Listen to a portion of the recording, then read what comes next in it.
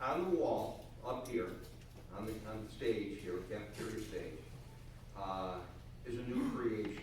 Well, let me tell you, let me ask you, do you remember what used to be on that wall? Yes, go right ahead, right here. What used to be?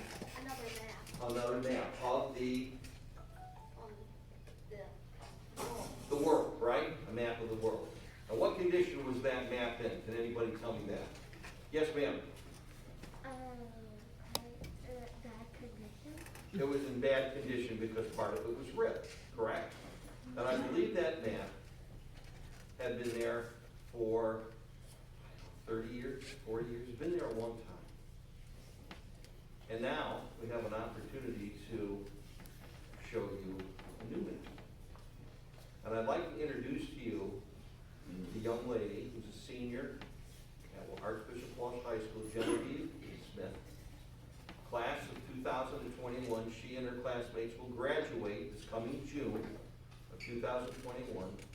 And she did this project as part of her International Baccalaureate Diploma Program, which all of you will participate in when you get to be juniors and seniors, as part of her CAS project, CAS, which is creativity, action, and service.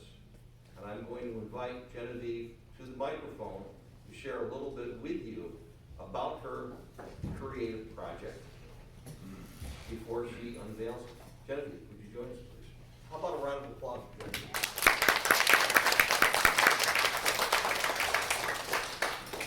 Hello. So Mr. Michael basically summed it up. I really didn't like looking at our old map.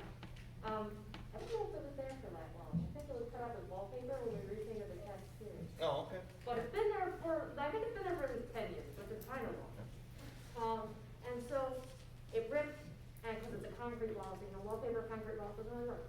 But so I took sheets of plywood and I painted on them, and I made us a brand new map. And the other one was topographical, so that was the mountains and the rivers and all that. But this one you'll be able to see all the countries and the islands, and I try to get every border completely accurate as of 2020. Of course, there's so many other territories and indigenous nations and autonomous zones and other states within all these countries. So if you ever I hope this will make you smile and encourage you to go look at other maps, because this is just one version. And this one I'm really proud of because it took me 460 hours to complete, and so I'm so excited to unveil it. Very good.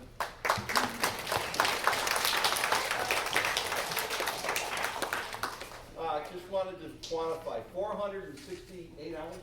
460 hours. 460 hours. So if somebody's got a calculator, divide that by an 8-hour workday. That's over 50 workdays. 50 days, going back to September? March of last year. I mean, that's commitment.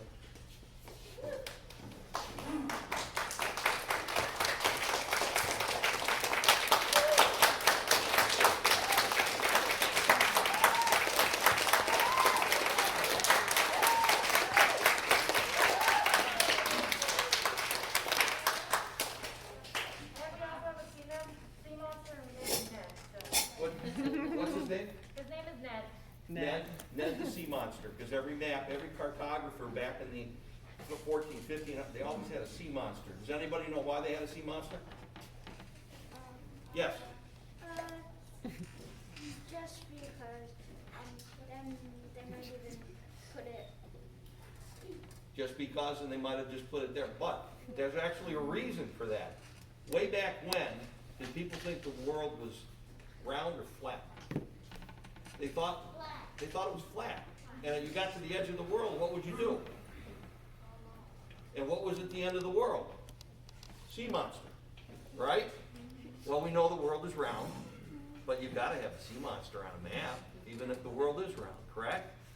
So what I'd like to do now, where's kindergarten? Kindergarten, I'd like you to come up in a single line, and I'd like you to come up this way, and then the teacher would lead the way, and we'll come up and then go right in front of the map. You can take a look at it.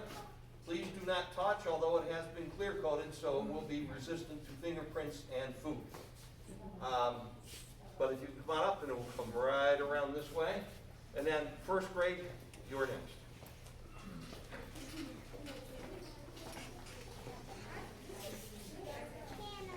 Yep, you want to write it up, go right up to the map and spend a little time looking at it.